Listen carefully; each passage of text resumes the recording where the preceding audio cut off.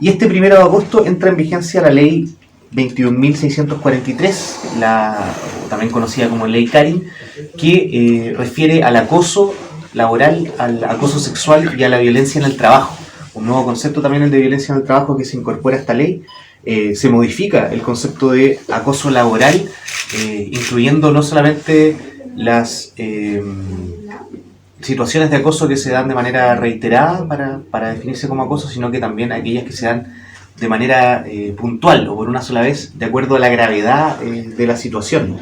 Y es una ley muy interesante porque no solamente genera ambientes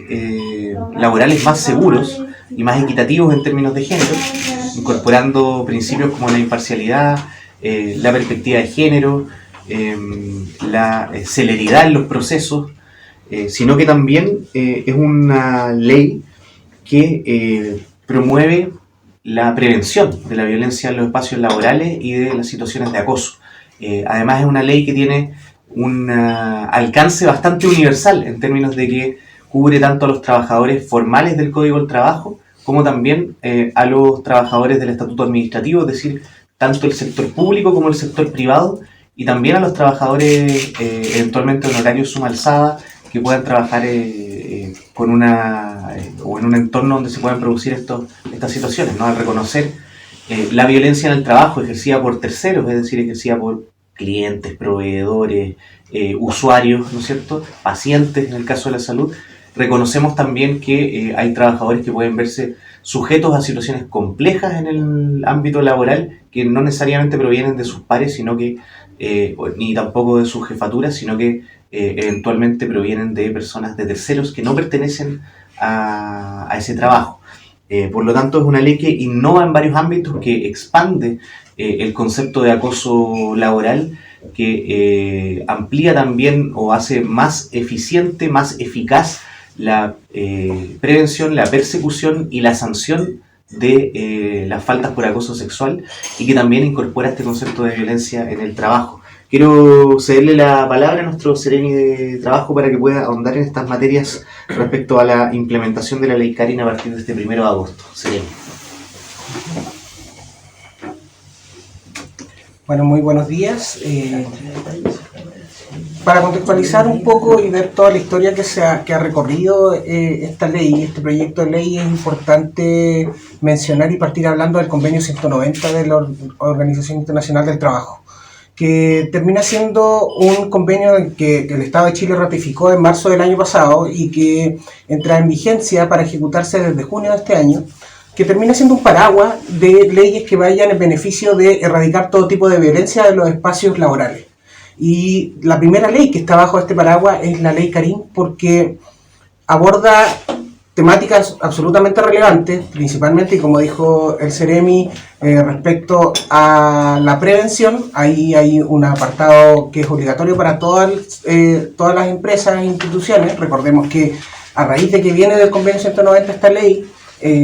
debe regir para todas las personas trabajadoras, eso independientemente de dónde realicen sus funciones. Esto es el aparataje estatal centralizado, como son los servicios públicos, pero también las Fuerzas Armadas y los municipios, que tienen artículos especiales en la ley para poder ser abordados, así como también todas las personas que están contratadas bajo el Código del Trabajo. Por lo tanto, este tipo de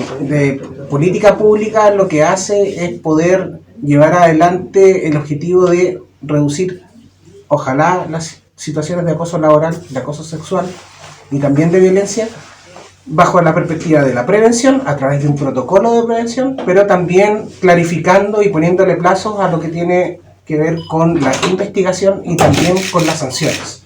Este proceso está a cargo de investigaciones internas que se hacen dentro de las instituciones, ya sea pública o privada, pero con una toma de razón y un pronunciamiento también de instituciones para poder avalar estas investigaciones y sanciones, que son para el sector privado la Inspección del Trabajo y para el sector público la Contraloría General de la República. Aquí el objetivo principal, como les digo, es generar cambios culturales y también hacernos cargo de una brecha absolutamente importante que existe entre hombres y mujeres. Si nos vamos a los datos relevantes, las situaciones de acoso laboral en el país desde enero del año 2022 hasta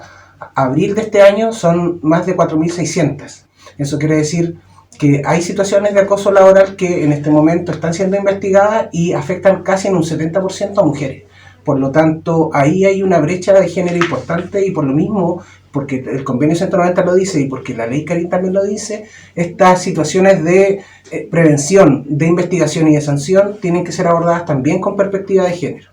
En el caso del acoso sexual son menos las denuncias, pero igual son bastante, más de 2.300 denuncias, que ahí sí que hay un desequilibrio en cuanto a género se refiere, pues más del 93% son denuncias ejercidas por mujeres, lo que significa también que hay un sector de la población que se ha visto perjudicado mayoritariamente por este tipo de situaciones. Por lo tanto, la ley viene a abordar un cambio cultural importante. La idea es que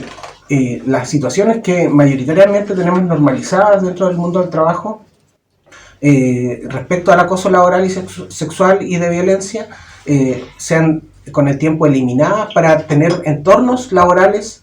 más respetuosos entre los trabajadores y también con las personas externas que llegan a este tipo de instancias a raíz de que son clientes, proveedores, usuarios, pacientes,